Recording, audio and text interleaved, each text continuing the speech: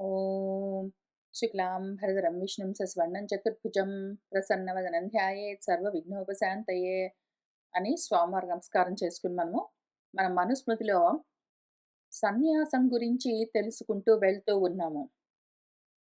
సమ్యక్‌గా అన్నింటినీ న్యాసం చేయడము ఎట్లా? ఎందుకు? ఏమి? అని చూస్తూ వస్తూ ఉన్నాము. ముందసలు సన్యాసులను మనం ఐడెంటిఫై చేస్తే వాళ్ళెట్లా ఉంటారు? ఏమి చేస్తూ ఉంటారు? ఎట్లా మాట్లాడుతూ ఉంటారు? ఎట్లా కూర్చుంటారు? ఎట్లా నడుస్తారు? ఏ విధంగా వ్యవహరిస్తూ ఉన్నారు అని తెలుసుకోవడం మనకవసరం. ఎందుకంటే ఒకవేళ మనము సన్యాసాశ్రమాన్ని స్వీకరించాలనుకుంటే, ఈ విషయాలన్నీ తెలుసుకోవడము అవసరమై ఉంటుంది మరి. లేదా ఒకవేళ సన్యాసాశ్రమాన్ని మనం ఇంకా ఇప్పుడే తీసుకోవడానికి రెడీగా లేకపోయినా కూడా, కనీసం సన్యాసులను మనం ఐడెంటిఫై చేయవలసి ఉంటుంది. మన అర్జునుడు భగవద్గీతలో స్థితప్రజ్ఞుడు ఎట్లా కూర్చుంటాడు? కిం వ్రజేత, కిం ఆసీత అని అడుగుతూ వెళ్ళినట్టే మనం గూడా మన సన్యాసి ఎట్లా ఉంటాడని మనం ప్రశ్న వేసుకొని జవాబు చూసుకుంటూ వెళ్ళాలి. పోయిన వారం నేను ఈ శ్లోకాలకు కొంతవరకు అర్థం చెప్తూ వెళ్తూ ఉన్న సమయంలో నాకసలు ఇంతవరకు ఎవ్వరు సన్యాసులు కనిపించలేదు అని చెప్తూ వెళ్ళాను గదా! తర్వాత అదే విషయం గురించి ఆలోచిస్తూ ఉన్నాను. నాకప్పుడేమనిపించిందంటే, నాకెందుకు కనపడలేదసలు సన్యాసులు? అసలు లేనే లేకుండా బోయారా నిజంగా ఎక్కడైనా? ఉండే ఉంటారు. నాకెందుకు కనపడట్లేదు అని ఆలోచన చేస్తే, దానికి జవాబు ఎంత అందమైన జవాబు నాకు స్ఫురించిందంటే, వాళ్ళు నాకు పొద్దస్తమానం కనిపిస్తూ ఉన్నారంటే ఇంక వాళ్ళు సన్యాసంలో లేరనే గదా అర్థము. నిజంగా వాడు సర్వసంగ పరిత్యాగము అందరితో బంధాన్ని వదిలిపెట్టి ఏ ప్రదేశంలో ఎప్పుడు ఎక్కడ ఉండకుండా తిరుగుతూ ఉన్నవాడు, సంచారం చేస్తూ ఉన్నవాడు. వ్రజేత్, పరివ్రజేత్, గృహాత్ ప్రవ్రజతి, గృహాత్ ప్రవ్రజేత్ అని చెప్తూ ఉన్నవాడు ఒక చోట ఉంటాడా నాకు కనిపించడానికి? నాకు కనిపిస్తే వాడు సన్యాసి అవుతాడా? సన్యాసైన వాళ్ళు ఒక చోట ఉండి అదే పనిగా వాళ్ళకి కనిపిస్తూ ఉండడం అన్నది ఉండదు. అట్లా కనిపిస్తూ ఉన్నవాళ్ళు సన్యాసంలో లేరు మరి. నాకు కనిపించాడంటే వాడు సన్యాసి కాదు. సన్యాసులు నాకు కనిపించే అవకాశం ఉండదు. అందుకని తెలియరు మనకు. వాళ్ళు అంత క్వైట్‌గా, ఏకాంతంగా ఒక్కళ్ళే వాళ్ళ సంగతి వాళ్ళు చూసుకుంటూ ఉంటారు. ఎప్పుడైనా భోజనానికి శరీరాన్ని నిలబెట్టుకోవడం కోసం అన్నం కావాలంటే ఎక్కడైనా, ఎప్పుడైనా అడుగుతారు. ఆ పూటకి మాత్రం భోజనం చేస్తారింక వెళ్ళిపోతారు. మళ్ళీ వాళ్ళు కనిపించరు. ఈ రకంగా ఎప్పుడైనా ఒక్క పూటైనా సరే నా ఇంటి దగ్గరకొచ్చి నన్ను అన్నం పెట్టమని అడిగే సన్యాసి ఊళ్ళో తిరుగుతూ ఉంటారని నేననుకోను.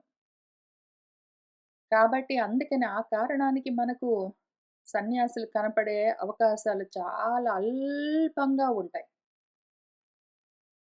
అయితే కానీ మరట్లాంటప్పుడు మనకసల సన్యాసి కళ్ళకు గూడా కనిపించకపోతే మనం ఎట్లా గుర్తుపడతాము? మనం చూస్తున్న వాళ్ళందరూ నిజంగా సన్యాసులేనో కాదో అని ఎట్లా ఐడెంటిఫై చేస్తాము అనే అనుమానం రావాల్సిన పని లేకుండా, మనకిక్కడ చాలా గుర్తులు. మన భగవంతుడు స్థితప్రజ్ఞుడు ఎట్లా కూర్చుంటాడు, ఎట్లా నడుస్తాడు, ఏం మాట్లాడుతాడు, ఏమి కథ చెప్పు కృష్ణ అని అర్జునుడు అడిగినప్పుడు స్థితప్రజ్ఞుడి గురించి స్థితధీహి, స్థితప్రజ్ఞః అని ఎట్లా చెప్తూ వచ్చారో అట్లానే ఇక్కడ సన్యాసి ఇట్లా ఉంటాడు అని గుర్తులు చెప్తూ వస్తూ ఉన్నారు. ఆ సన్యాసి లక్షణాలు. అవెట్లా ఉంటాయి?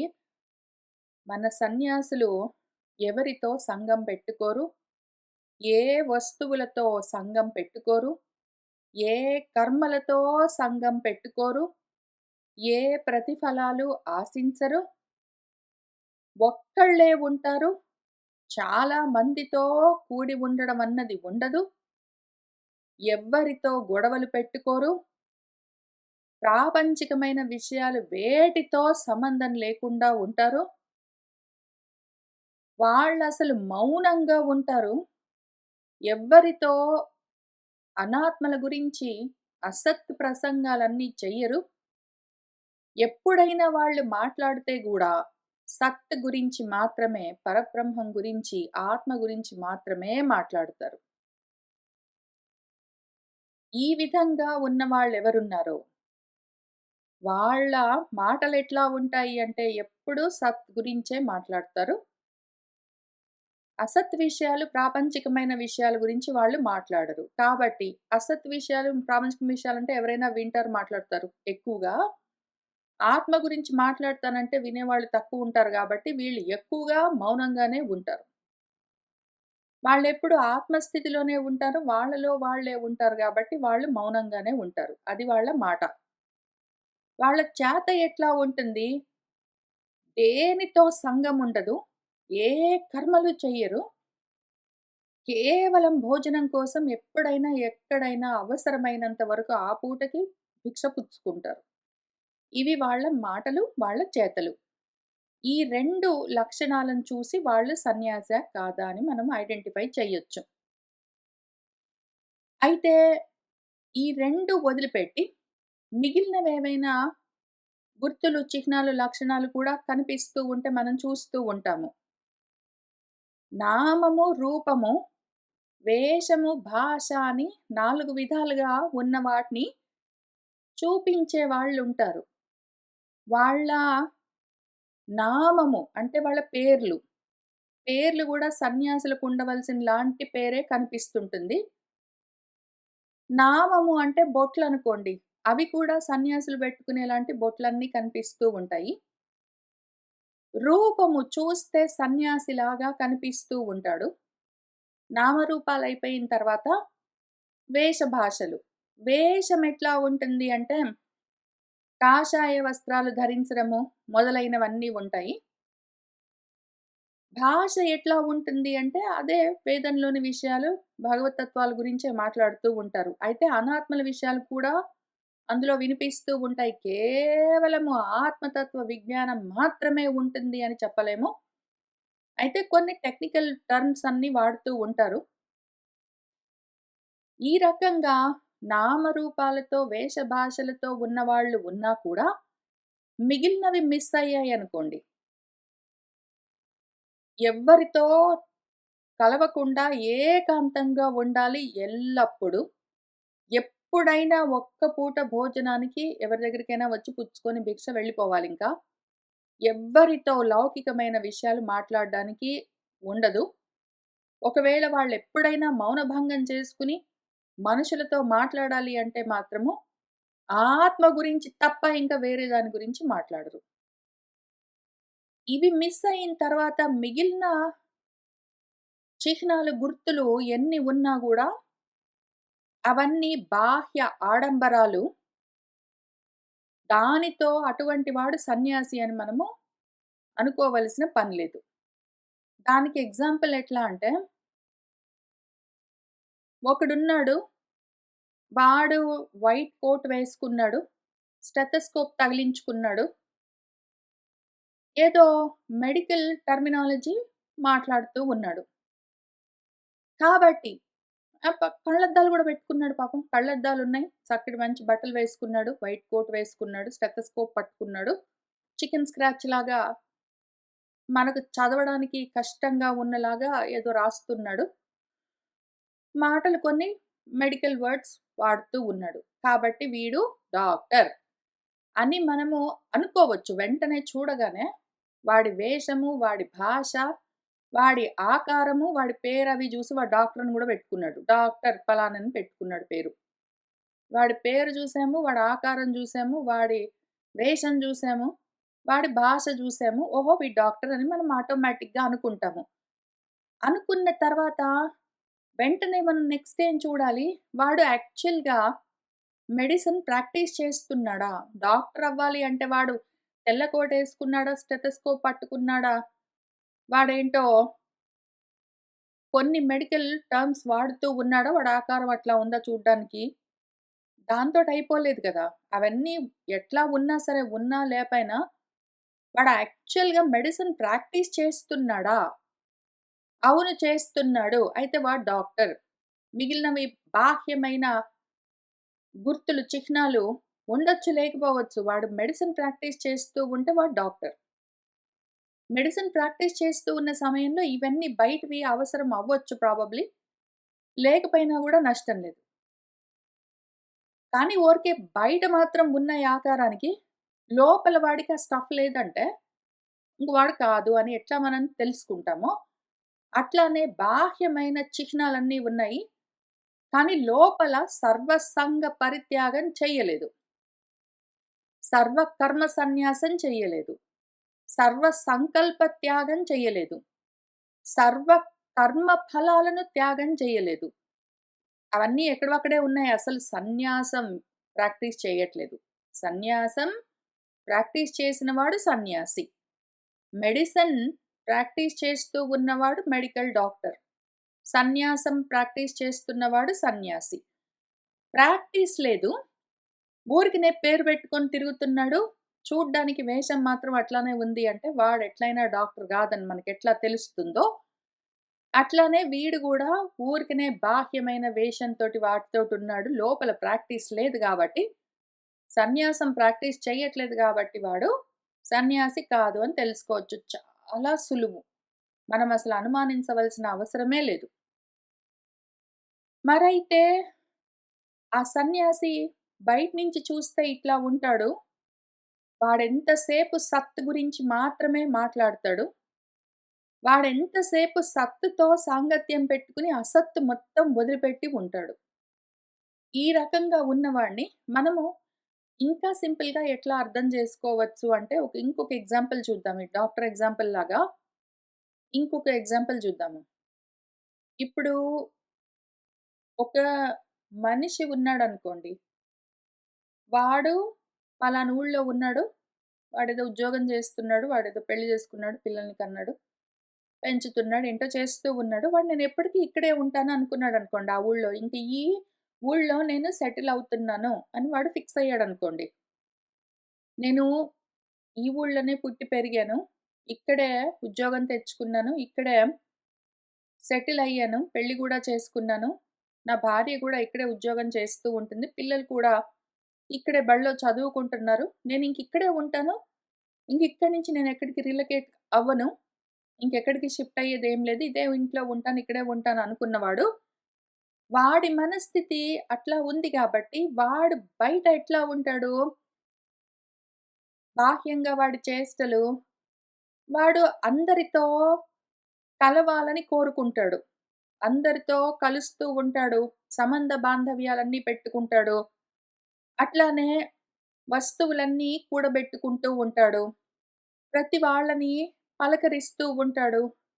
ఆ రకంగా కనెక్షన్స్, నెట్‌వర్క్ అంతా మెయింటైన్ జేస్తాడు. ఎందుకంటే నేనిక్కడే ఉంటాను అని అనుకున్నవాడు, ఇంకా చుట్టుపక్కల అందరితో కలిసి మెలిసి ఉంటాడు. ఒకవేళ ఇంకొకడు పలానా వాడున్నాడనుకోండి. వాడు నేను ఇక్కడి నుంచి పలాని ఊరికి వెళ్ళవలసి ఉంది. అక్కడికి రీలొకేట్ అవుతున్నాను. కానీ మళ్ళీ ఎప్పుడో ఒకప్పుడు ఇక్కడికొస్తాను అని అనుకున్నాడనుకోండి. వాడి బిహేవియర్ ఎట్లా ఉంటుంది? వాడు ఇక్కడ కావలసిన వస్తువుల్ని గూడా అన్నింటినీ కూడబెట్టుకుంటూ ఉంటాడు. మెయింటైన్ జేస్తుంటాడు. ఇక్కడ ఉండే మనుషులతో, వాళ్ళతో ఫ్రెండ్‌షిప్స్ అన్నీ మెయింటైన్ చేస్తాడు. అందరితో ఇక్కడ గూడా కలిసుంటాడు. అయితే అక్కడికి గూడా వెళ్తున్నాడు గాబట్టి ఏదో జాబ్‌లో ఏదో ట్రాన్స్‌ఫర్ వచ్చిందో ఏంటో వేరే చోట కొన్నాళ్ళు ఉద్యోగం చేయాలి. మళ్ళీ వెనక్కి రావాలి గానీ, కొన్నాళ్ళు అక్కడ ఉంటాను కొన్ని సంవత్సరాలు అనుకున్నప్పుడు, వాడేం చేస్తాడు అక్కడికి కావాల్సిన వాటిని గూడా ప్రిపేర్ చేసుకుంటాడు. అక్కడ ఉండడానికి వాటికి కావాల్సిన వాటిని గూడా ఇక్కడి నుంచి ప్రిపేర్ చేసుకొని, ప్యాకేజీలన్నీ తయారు చేసుకొని, రెడీ చేసుకుంటాడు. అయితే ఇక్కడికి మళ్ళీ వస్తాడు గాబట్టి, ఇక్కడ గూడా వాటిని ఉంచుకుంటాడు. ఇక్కడ వాటిని జాగ్రత్త జేసుకుంటాడు. అక్కడి వాటిని ప్రిపేర్ జేసుకుంటాడు. ఆ రకంగా అటువంటి పనుల్లో పడి ఉంటాడు వాడు. ఇవి చూసుకోవాలి, అవి చూసుకోవాలి. ఇటు, అటు చూసుకుంటూ ఉంటాడు వాడు. మూడో రకం వాడున్నాడనుకోండి. వాడు లేదింకా వెనక్కొచ్చేది లేదు. ఇంక అక్కడ వేరే చోట పర్మనెంట్ జాబ్ ఉంది. అక్కడ నేను పలానా వాళ్ళని పెళ్లి గూడా చేసుకున్నాను. ఇంక అక్కడే సెటిల్ అవుతాను. ఇంక ఇటు రాను. ఇంక అక్కడే ఉంటాననుకున్న వాడు ఎట్లా ఉంటాడు? వాడి బిహేవియర్ ఎట్లా ఉంటుంది అంటే, వాడింక ఇక్కడ వాళ్ళని పట్టించుకోవడం మానేస్తాడు. ఇంక వెళ్ళిపోయిన తర్వాత ఇంకేముంది అంటే కావాలంటే ఇనీషియల్ ఈమెయిల్స్ లేపోతే ఏదో అడ్రెస్‌లవన్నీ ఎక్స్‌చేంజ్ చేసుకున్నా గూడా మెల్లమెల్లగా ఇటు నుంచి కనెక్షన్ తగ్గిపోతుంది. ఇక్కడ ఉన్న ఇల్లు అవన్నీ అమ్మేసి, ఇక్కడున్న వస్తువులన్నీ అమ్మేసి, మిగిలినవి అక్కడికి తీసుకొని వెళ్ళవలసినవేవున్నాయో తీసుకొని వెళ్ళగలిగినవి, అటువంటి వాటిని మాత్రం ప్రిపేర్ చేసుకొని పర్మనెంట్‌గా వెళ్ళిపోతున్నాడు గాబట్టి, ఇక్కడ మొత్తం క్లోజ్ చేసి, ఇంకా అక్కడికి ప్రిపేర్ అయ్యి ఎళ్ళిపోతాడు వాడు. ఇంక రాను తిరిగి అనుకున్న అతను ఎట్లా ఉంటాడో ఆ రకంగా వాడు ప్రవర్తిస్తాడు. ఇంక నాలుగో వాడున్నాడనుకోండి, వాడు ఇంక నేనెళ్తాను ఇంక రాను అని నిర్ణయించుకున్నవాడు ఇక్కడి నుంచి తీసుకొని వెళ్ళేవేవి అక్కడెందుకు పనికిరావు అని తెలిసినవాడు, ఇంక ఇక్కడి వస్తువుల్ని సంపాదిద్దామా, కూడబెట్టుకుందామా, వీటిని ఎట్లోకట్లా కట్టుకుని తీసుకొని పోదామా అని ప్రయత్నాలు చేయడానికి అవకాశం లేదు గాబట్టి వాడు చేయడింక. ఇంక వెళ్ళడానికి రెడీ అవుతూ ఉంటాడు వాడు. ఆ వెళ్ళే రోజు కోసం వెయిటింగ్ జేస్తూ ఉంటాడు. ఇక్కడున్నంత కాలం వీటిని వాడుకున్నా గూడా వెళ్ళిపోయినప్పుడు తీసుకొని పోయేది లేదు. అక్కడివి పనికి రావని తెలిసినప్పుడు వీటి గురించి పట్టించుకోడింక వాడు. ఈ రకంగా ఉన్నవాళ్ళు మనుషులు మనకెట్లా కనిపిస్తూ ఉంటారో, మన సన్యాసులు గూడా ఇట్లానే ఉంటారు. నాలుగో రకము సన్యాసి. నేనింక ఇక్కడే ఉంటాను పర్మనెంట్‌గా అనుకున్న వాళ్ళు, ఇంక ఉద్యోగాలు, డబ్బులు, ఇల్లు, వస్తువులు, నేను, నా తర్వాత నా పిల్లలు, వాళ్ళ తర్వాత వాళ్ళ పిల్లలు అని ఇంక దీని గురించే ఇంత మాత్రమే ఆలోచిస్తుంటారు. వాళ్ళందరూ కేవలం కర్మలతో కూడి ఉంటారు. పూర్తి అజ్ఞానంలో ఉంటారు. ఇంక రెండో రకం వాళ్ళు ఇక్కడ ఉంటాను, అక్కడికి కూడా వెళ్ళాలి. కానీ మళ్ళీ వెనక్కొస్తాను అనుకున్న వాళ్ళలాగా, నేను ఈ భూమి మీద ఉన్నంత కాలం ఇక్కడ అనుభవాలన్నీ కావాలి నాకు. ఇహం కావాలి. తర్వాత పరం గూడా కావాలి. అక్కడ గూడా భోగాలు గావాలి. అయితే క్షీణే పుణ్యే మర్త్యలోకం విశంతి అని మళ్ళా ఎప్పుడైనా అవసరమైతే మళ్ళీ ఇక్కడ రావాల్సొస్తుంది. ఇల్లు కూడా మెయింటైన్ జేస్తాను. అందుకని ఇక్కడ ఇల్లుండాలి, అక్కడ ఉండాలి. నాకు ఇహము గావాలి, పరము గావాలి అనుకుంటూ, ఇహపరాలకు కావలసిన కర్మలని రెండిటిని ఒకటేసారి జేస్తూ ఉంటాడు. మనవాడు ఏదో టెంపరరీగా జాబొచ్చి, పలానా వేరే దేశానికో, పలానా వేరే ఊరికో వెళ్ళదలుచుకున్నవాడు, ఏ విధంగా ఇక్కడివి మెయింటైన్ జేస్తూ, అక్కడివి గూడా ప్రయత్నం జేస్తున్నట్టే, వీడు గూడా ఇహము, పరము 2 ఇక్కడుండి ప్రయత్నాలు జేస్తూ ఉంటాడు. మూడో రకం వాడు ఇంక నేను వెళ్తాను, తిరిగి రాననుకున్నవాడు కానీ ఇక్కడిక్కడే ఇదే లోకంలో ఉంటాననుకున్నవాడు, ఇక్కడి నుంచి బ్రహ్మ పర్యంతం ఏ లోకమైనా ఇక్కడే. కానీ పలాని లోకానికి వెళ్తాను నేను. పలాని దేవతా లోకానికి వెళ్ళి సాయుధ్యాన్ని పొందుతాను. ఆ లోకాన్ని చెందుతాను. ఇంకక్కడి నుంచి నాకు పునరావృత్తి లేదు. వెనక్కి తిరిగి రాను అనుకున్నవాడు ఉపాసకుడు. వాడు ఇక్కడి నుంచి ఏమి తీసుకొని వెళ్తే నేను అక్కడికి వెళ్ళగలను? ఇక్కడి నుంచి నేను చాలా పుణ్యాన్ని ఇక్కడే కూర్చొని ఆర్జించాననుకో. ఈ పుణ్యంతోటి, నాకున్న భక్తితోటి, ఈ దేవతా జ్ఞానంతోటి నేను ఆయా దేవతా లోకాలకు వెళ్ళి ఇంక అక్కడే పర్మనెంట్‌గా ఫిక్స్ అవుతాను. వెనక్కి వచ్చే అవసరం లేదనుకున్నవాడు, మనవాడు కంప్లీట్‌గా దేశం వదిలిపెట్టి వేరే దేశానికి రీలొకేట్ అయిపోయినట్టు వీడు గూడా ప్రయత్నాలన్నీ ఇక్కడి నుంచి మొదలుపెడుతుంటాడు.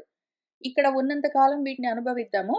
వెళ్ళిపోయిన తర్వాత అక్కడ అనుభవించడానికి కావాల్సిన పుణ్యం ఏం కావాలో అదంతా ఇక్కడి నుంచే తీసుకొని వెళ్దామని ట్రై చేస్తుంటాడు. నాలుగో రకం వాడు మన సన్యాసి. వాడు ఇక్కడ ఉన్నవి అక్కడికి పనికిరావు. ఇక్కడున్న పుణ్యాలు, జ్ఞానాలు, ఇక్కడున్న ఏ వస్తువులు ఏమి ఒక్కటి గూడా ఈ అనాత్మలు, అనాత్మలతో సంఘాలు, వాటి కోసం చేసే కర్మలు, వాటి వల్ల కలిగే వస్తు విశేషాలు, అందుకోసము నాకు కావలసిన ప్రాపంచికమైన జ్ఞానాలు, దాంతో ఆ కర్మలతో నేను సంపాదించుకునే పుణ్యాలు ఇట్లాంటివన్నీ మొత్తం అసత్తే. అన్నీ అనాత్మలే. ఇవేవి ఆత్మకి పనికిరాని విషయాలు అని వాడికర్థమైన తర్వాత, ఇవేవి పట్టించుకోడు వాడు. ఇంక వాడెట్లా ఉంటాడంటే, ఇంక వెళ్ళిపోయి నేను తిరిగి రాను ఎక్కడికి? నా స్వస్థితికి వెళ్ళి వెనక్కి తిరిగి రావాల్సిన పని లేదనుకున్న వాడు, వీటి గురించి ఇంక పట్టించుకోకుండా ఓన్లీ రోజులు నెట్టుకొస్తుంటాడు. ఇంక టైం అయిపోయిందంటే ఇక్కడ ఉండవలసిన సమయము పూర్తయిపోయిందంటే ఇంక మళ్ళీ వెళ్ళానంటే మళ్ళీ నేనొచ్చేది లేదనుకోని వాడి మనస్థితి ఎట్లా ఉంటుందంటే, ఏదో ఒక జైల్‌లో ఒక దొంగవాడున్నాడనుకోండి. పాపము బందీ అయి ఉన్నాడు. వాడెందుకు దొంగ అంటే ఆత్మాపహారం జేశాడు. మన సన్యాసి మనందరం అంతే ఆత్మాపహారం జేసుకొని వచ్చి ఇక్కడ ఈ జైల్‌లో, ఈ దేహమన్న జైల్‌లో బందీ అయి ఉన్నాము. అయితే మనవాడు ఈ జైల్‌లో నేను బందీనయ్యాను అని తెలిసిన నిజంగా ఎవరైనా దొంగవాడున్నాడనుకోండి, జైల్‌లో బందీ అయిన వాడు ఎంత కాలం ఉండాలో అంతవరకు ఉండి, అదయిపోగానే ఇంక వెళ్తాను మళ్ళీ ఇంక ఎప్పటికి ఈ జైలుకి నేను రాననుకోని వాడు, కేవలము అందులో నుంచి విడుదల కోసము, ఆ జైల్‌లో నుంచి విడుదల కోసము మాత్రం వెయిట్ చేస్తూ ఉంటాడు. ఆ కాలము వచ్చిందంటే, ఆ టైం రాగానే ఈ జైలు వదిలిపెట్టి నేను వెళ్ళానంటే ఇంకంతే మళ్ళీ రాననుకుని ఉన్న మన దొంగ, మన బందీ ఎట్లా ఉంటాడో, అట్లానే మన సన్యాసి ఏదో కారణానికొచ్చి ఈ దేహంలో ఇరుక్కున్నాను. ఒక్కసారి ఇందులో నుంచి విడుదలయిందంటే, ముక్తుడినయ్యానంటే, మళ్ళీ బద్ధుడిని గాను అని. ఇప్పుడు మన జైల్‌లో ఉన్న దొంగ, అక్కడ మిగిలిన వాళ్ళందరితోటి నెట్‌వర్క్ మెయింటైన్ చేసుకొని, అక్కడ ఇళ్ళు, వాకిళ్ళు, ప్రాపర్టీస్ కొనుక్కొని, అక్కడ రకరకాలుగా ఎస్టాబ్లిష్ అవ్వాలని ట్రై చేయడు గదా! వాడికి ఏ సెల్ ఇచ్చారో దాంతో ఎంత మాత్రము తక్కువ కనెక్షన్ ఉంటే, అట్లా నెట్టుకొని రావచ్చో చూసుకొని, అంత మాత్రం కనెక్షన్ పెట్టుకొనే, ఇంకెవ్వరితోటి ఎక్కువ మాట్లాడకుండా, బయటపడే రోజు కోసం మాత్రం వెయిట్ చేస్తూ, వాళ్ళు అప్పుడప్పుడు పెట్టే అన్నాన్ని మాత్రం తింటూ ఏం బెడుతున్నారు? ఏమి? అని అడగడానికి గూడా లేదు. వాళ్ళెంతో కొంత ఎప్పుడోకప్పుడు పెడితే అంత మాత్రం తినడం, ఇంక జస్ట్ టైం అయిపోతే ఇందులో నుంచి వెళ్ళిపోవడం అని వెయిట్ చేస్తూ ఎట్లా ఉంటారో, అట్లా ఉంటాడు మనవాడు. ఇరుక్కున్నానిందులో వెళ్ళిపోతానింక మళ్ళీ రానని వెయిట్ చేస్తున్నవాడు ఎట్లా ఉంటాడో, ఆ రకంగా ఒకవేళ ఉండగలిగితే, అంటే యాక్చువల్‌గా నిజంగా సర్వసంగ పరిత్యాగం చేసి ఆత్మతో కూడి ఉన్నవాడు ఇవన్నీ ఆలోచన చేస్తాడా? నేను జైల్‌లో ఉన్నాను అని ఈ దేహం గురించి, వాటి గురించి ఆలోచన చేస్తాడా అంటే చెప్పడం కష్టము. మనం బయట నుంచి ఊరికనే ఎగ్జాంపుల్‌కి అర్థం చేసుకోవడం కోసమే. వాడసల ఆ దేహాన్ని కూడా పట్టించుకోడు. సర్వసంగ పరిత్యాగం అంటే దేహంతో కూడా వాడికి సంబంధమే లేదు. దేహంలో బంధము లేదు. దాంట్లో నుంచి విడుదల లేదు. నా జహాతి న హీయతే అని చదువుకున్నాం. అయితే ఊరికనే బయట నుంచి అర్థం చేసుకోవడానికి వాడి మనస్థితి ఎట్లా ఎందుకు? ఎందుకు అంత లెవెల్‌లో సర్వసంగ పరిత్యాగం చేసి జైల్‌లో ఉన్న దొంగ దేన్ని పట్టించుకోకుండా అమ్మ బయటపడే రోజొస్తే చాలని ఎట్లా వెయిట్ చేస్తుంటాడో అని అర్థం చేసుకోవడానికి ఓన్లీ ఎగ్జాంపుల్‌గా మాత్రం చెప్పుకుంటున్నాము. మన సన్యాసి లోపల నా జహాతి న హీయతే రకంగా ఉంటాడు. నా అభినందేత మరణం, నా అభినందేత జీవితం రకంగా ఉంటాడు. కాబట్టి దేనికి సంబంధం లేదు. ఎస్టాబ్లిష్ అవుదాం ఇక్కడ. కొంచెం నెట్‌వర్క్ మెయింటైన్ చేద్దాం. కొంచెం అవి ఇవి కొనుక్కొని సెటిల్ అవుదామని ఎందుకు చేస్తాడు? ఇంక పోయానంటే మళ్ళీ వచ్చేకి లేదని తెలిసినవాడు. అసలు ఇప్పుడే వదిలిపెట్టేసాను నేను మొత్తం అనుకున్నవాడు. ఇంక దీంతో అనాత్మల్లో సెటిల్ అవ్వడానికి ఎందుకు ట్రై చేస్తాడు? అక్కడుంటాడు మనవాడు. లేదా ఇంకా అందమైన అర్థము. ఏదో జైలని ఎందుకు చెప్పుకున్నామంటే జనరల్‌గా అర్థం కావడం కోసం. దానికన్నా ఇంకొక బెటర్ ఎగ్జాంపుల్ ఏమి అంటే, కలలో ఉన్నవాడు కలలో నుంచి వాడు పూర్తిగా కలలో ఉన్నవాడిని మనం ఏం జేయలేము. ఆ కలలో ఉండి కలే నిజం అనుకుంటున్న వాడిని మనం ఏం జేయలేం గానీ, కలలో ఉన్నాడు వాడికి కల అని తెలుస్తూ ఉన్నది, బయటపడాలని తెలుస్తున్నది. అటువంటి వాడు కలతో సంగం పెట్టుకోకుండా ఎట్లా ఉంటాడో, లేదా కలలో నుంచి బయటపడ్డవాడు కలతో పట్టింపు లేకుండా ఎట్లా ఉంటాడో, ఆ రకంగా సంగం లేకుండా, పట్టు లేకుండా విడుదలై వాడు బంధం లేకుండా ముక్తుడై ఉంటాడు. ఆ రకంగా ఉంటాడు. అందుకని ఉంటాడు మన సన్యాసి ఆ విధంగా. అట్లా లేడు మనవాడు సన్యాసి. చాలా మంది గావాలి. అన్నిటితో బంధం కావాలి. అనాత్మల గురించి డిస్కషన్స్ కావాలి. బాహ్యంగా మాత్రం ఆడంబరాలున్నాయి అంటే, ఇట్లాంటి కాంబినేషన్ మనకి పని చెయ్యదు. అటువంటి వాడు సన్యాసి కాదు.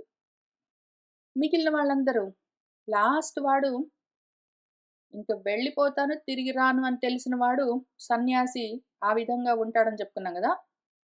మిగిలిన ముగ్గురు ఎట్లా ఉంటారు? కర్మ మార్గంలో ఉంటారు. ఇంక నేను ఇక్కడే ఉంటాననుకుంటారు. ఇక్కడిక్కడే తిరుగుతుంటామనుకుంటారు. ఇంక ఇవి ప్రయత్నాల్లో ఉంటారు. ముందు 3 రకాల అజ్ఞానులు కర్మ మార్గంలో ఉన్నవాళ్ళు. నాలుగో వాడు జ్ఞాని. ఆత్మ జ్ఞాన మార్గంలో ఉన్నవాడు. ఒకవేళ అక్కడికి వెళ్ళదలుచుకుంటే, సన్యాసం స్వీకరించాలనుకుంటే, అటువంటి మనస్థితితో ఉండి తీరవలసిందే. అందులో నుంచి కొంచెం తగ్గినా గూడా, వాడింకేదైనా గావచ్చు గానీ సన్యాసి మాత్రం గాదు. అది మనము సన్యాసుల్ని ఐడెంటిఫై చేయగలిగే పద్ధతి. మనవాడెట్లా ఉంటాడు? చావు పట్టించుకోడు, జీవితం పట్టించుకోడు. ఏదో ఒక భృతకుడు. నేను దొంగవాడని జెప్పాను.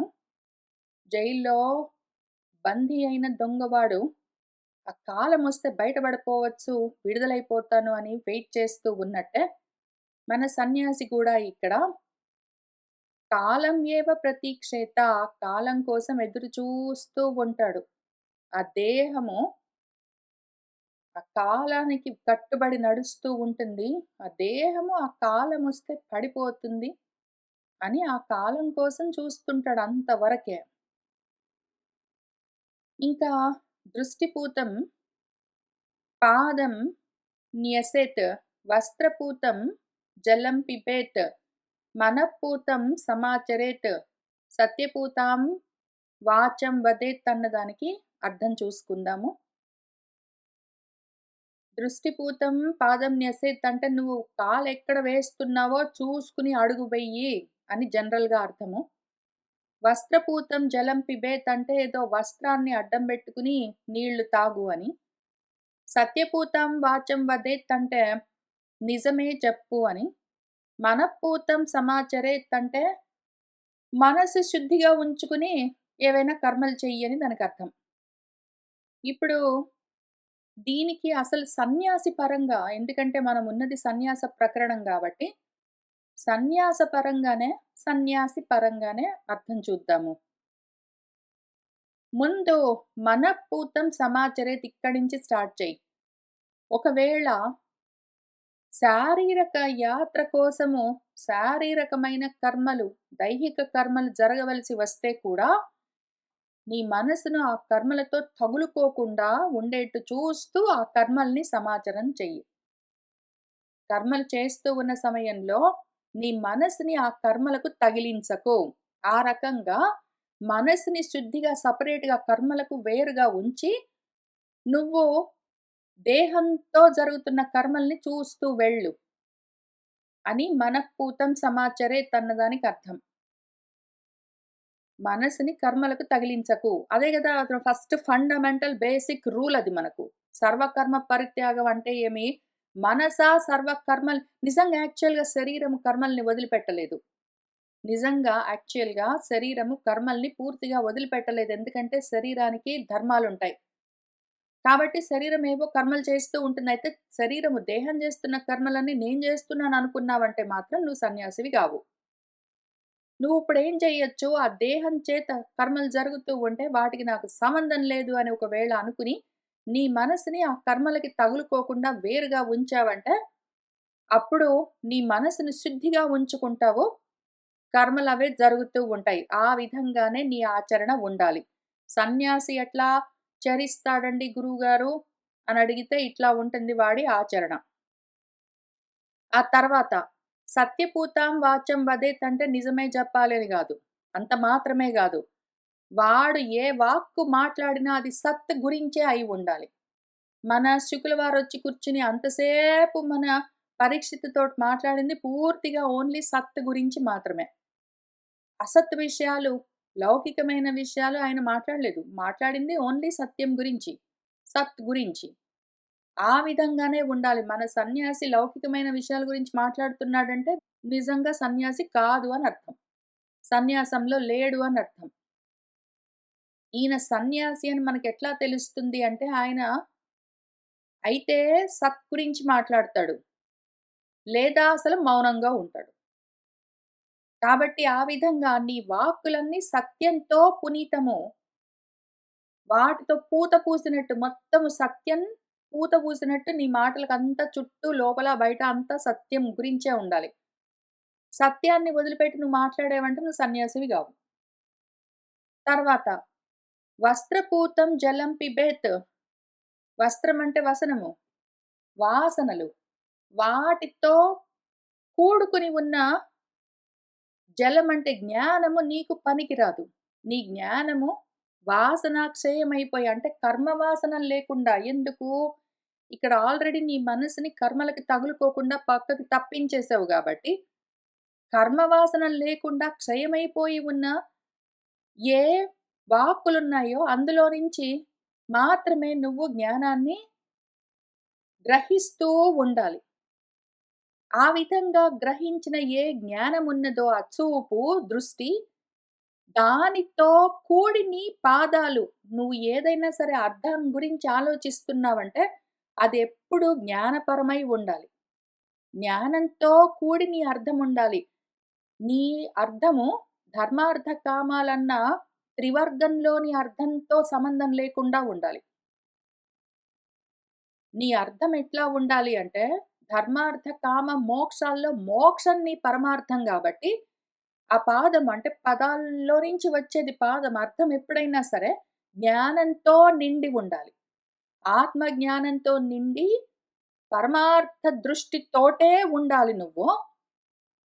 వాసనాక్షయం కర్మ వాసనలు క్షయమైపోయిన జ్ఞానం మాత్రమే నువ్వు గ్రహిస్తూ ఉండాలి. చేస్తున్న కర్మలతో దేహం వల్ల జరుగుతూ ఉన్న కర్మలు నీ మనసుకు తాకకుండా ఉండాలి.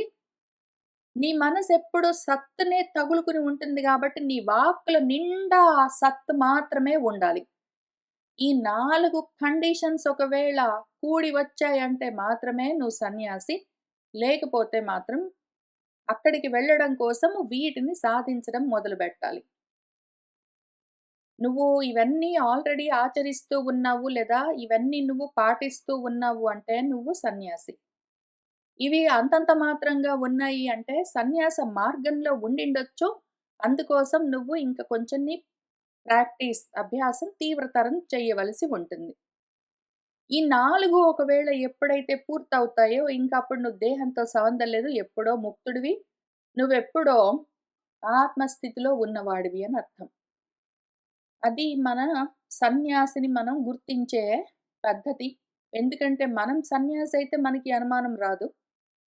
మనం ఇంకా ఆ స్థితిలో లేనప్పుడు సన్యాసులని ఎట్లా గుర్తించాలి? వాళ్ళ మనస్థితి ఎట్లా ఉంటుంది? వాళ్ళెట్లా కూర్చుంటారు? ఎట్లా మాట్లాడతారు? ఏం చేస్తారు? అని చెప్తూ ఉన్నవి కొన్ని చూస్తూ వచ్చాము. ఇంకా తర్వాత మిగిలిన శ్లోకాలు నెమ్మదిగా వచ్చే వారం నుంచి కూడా చదువుకుంటూ ముందుకు వెళ్దాం. ఇవాల్టికి ఇక్కడికి ఆపుతున్నాను.